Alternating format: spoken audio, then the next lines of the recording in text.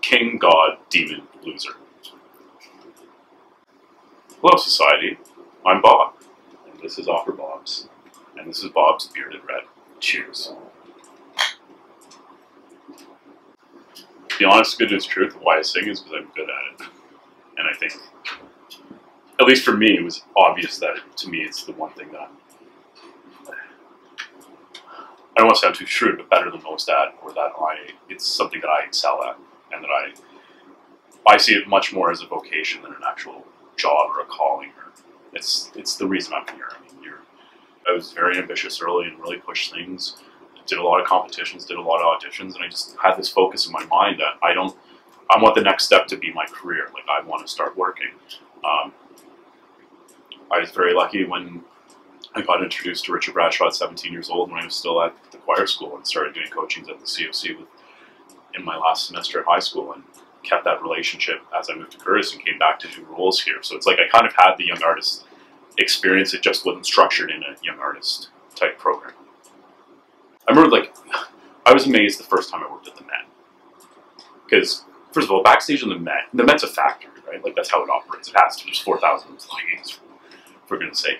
And day one, you just go to the security guard and you're like, hi, I'm so-and-so. And you just go through the list like you're just nobody. You can see your name. Like, I'll go over there, go get a security badge, go get your card.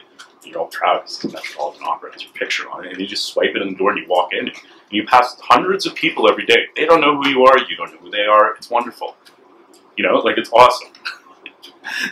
You're just like, you're just here for work, you know? Definitely the Rigoletto I did at the Met, the Vegas one. I mean, you had a director who had never directed opera before, who was a big Broadway name. You know, you had dancing women everywhere. You had a stripper. You had 60 Minutes following us everywhere, reporting live on it. Whole HD factor. I mean, it was such a spectacle. I mean, Whoopi Goldberg was sending us cookies after shows. You know, like, people want to take opera out of the box and set La Boheme in a German supermarket.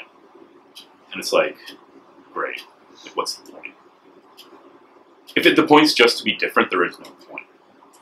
Now, I have no problem with I love crazy productions. Like, I do.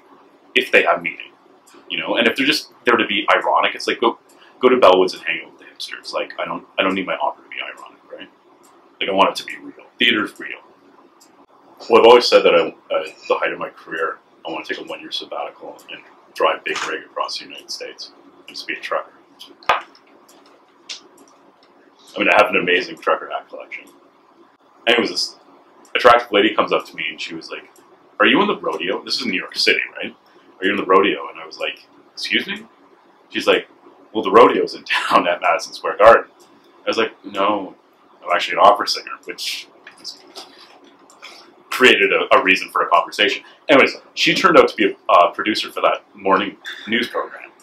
And we got into talking, we became friends. And she just said that every Friday they would have like a celebrity or guest come into the weather. And this was during rehearsals for Rigoletto. And I was kind of like, what's better than this, doing the weather and selling tickets for Rigoletto? And the best thing was I did it the day before the HD, so the bet was very exciting because it gave them good publicity in an odd way. So, an opera singer doing the weather. It looks like a trucker. Hey, Schmabra. Peace out.